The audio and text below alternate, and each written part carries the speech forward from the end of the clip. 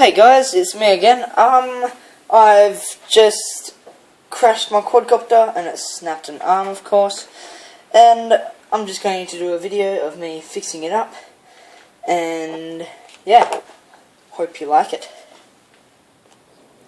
Alright, so I have my new arm here. It is a little different to the other one, but it works absolutely fine. I've replaced this one here, this other one, with one of these. I think it was $10 for 4 off eBay. I'm fairly sure it is true carbon fibre, but I could be wrong. So if you think I'm wrong, just let me know.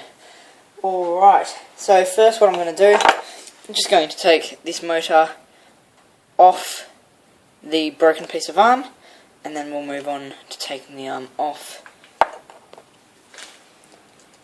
So I'm just going to take these off, and I'll be putting these bolts in little tubs like this. So I'll put this bolt in the tub, and that just makes sure that I can't lose it. And there's no holes in the tub, thankfully, so it'll all stay in there. Take all of them off. So while I do this, I will just skip ahead and I'll see you when I've already done it. Alrighty guys, so I've gotten that motor off. I'll put that motor aside for now. And as you can see, it broke it well and truly. It is a very solid break. So I'm just going to put that in my collections of broken pieces. And we'll carry on. So now what we have to do is we have to undo these bolts here to take off the rest of the broken arm. So this is arm number 1. So I will get ready to do that.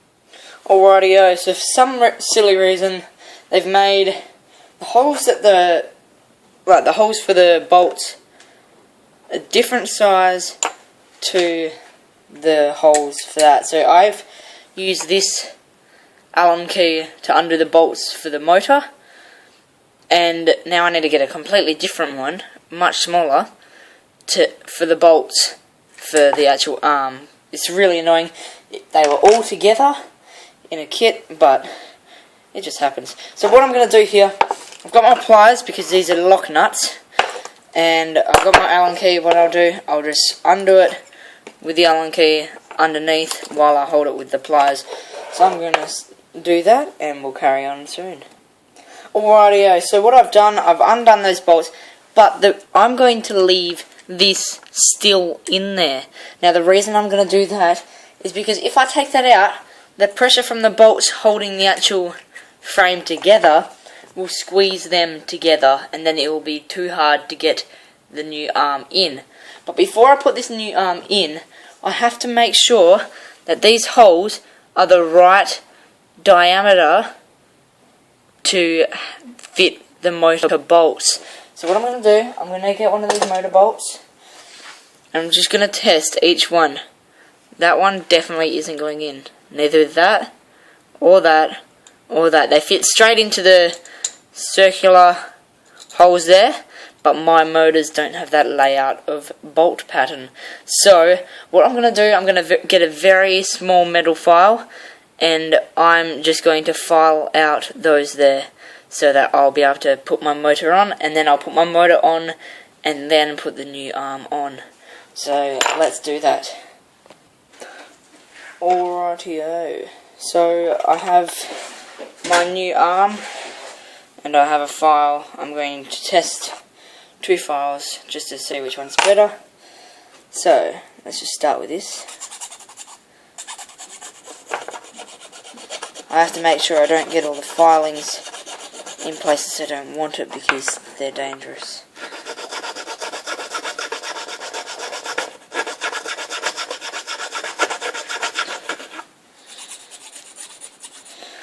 I'll lower this down a bit.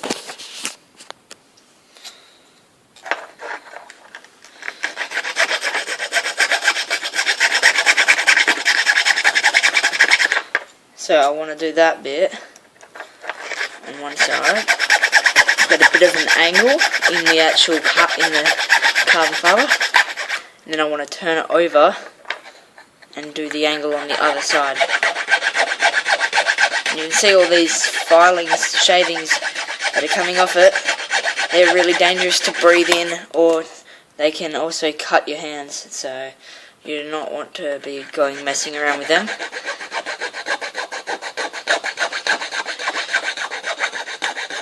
All in all, this file works really, really good. Okay, then you just test it with the screw, and the screw goes straight in, and it has movement as well. You want it to be able to move side to side like that, so that you can actually adjust the motor. Okie doke, I'll keep that dust there. Now I'm going to try the other file on a new hole. So I'll get this file. It's got a curve in it for some reason. I'll just get it like that, and we're going to try that. Right, I'll get a new pile of dust happening, if it is going to happen. Oops, that's my hand I'm touching it with. Grab an old propeller. I'll collect all that up in a pile. Get that in one area. Okay. So to start this bit here now. Nah, I think that file is way too fine. I'll try the other side. Now that's going to take hours and hours with that. That's a really fine work. So I'm just going to carry on with this file here, and we'll do this until it's done. Well, okie doke. So now we've got a really good pile of shavings going.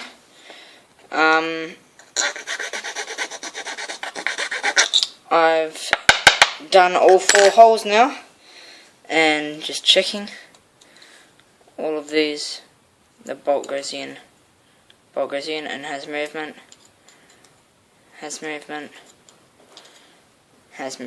so that's really good. We've got that all sorted, and now we are actually ready to put it on the actual quadcopter. So what I'm going to do, without getting the shavings everywhere, I'm going to dispose of those shavings right now. Okay, now that those shavings are gone, let's do this. Alright, so I've got the new arm, and I'm just going to transfer it over. So what I'm going to do, I'm going to get this arm in first, okay, and then I'll slide this old arm out, then I'll slide the new arm in. Now just making sure those lines will line up. Okay, I'll slide the old arm in again, just so that I can put the motor on. So I'm choosing to put the motor on before I put it on the arm, just so it's easier, I guess. It makes it a lot easier. So let's do that.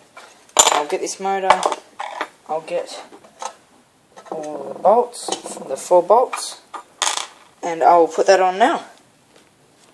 Okie doke, so I've gotten that on now. All the bolts are nice. You need to make sure when you're doing this up that you leave them loose until the last bolt is in, because if you tighten them up before the last bolt's in, then there is a chance that the bolt won't fit in. You have to make sure that they will be able to move to fit that last bolt in, just so you know. Alright, what I'm going to do, I'll get this and I'll put this new arm on now.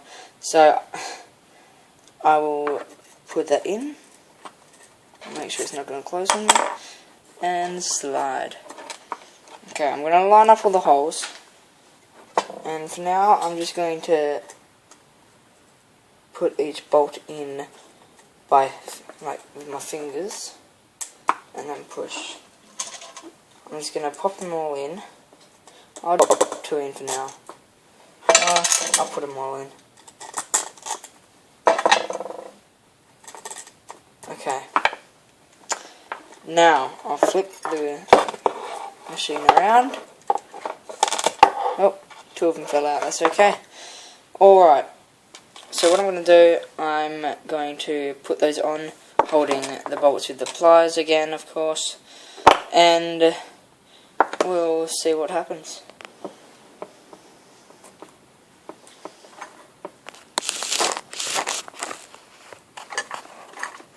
So I'm just chucking this last bolt on. I'll put it on, just wait.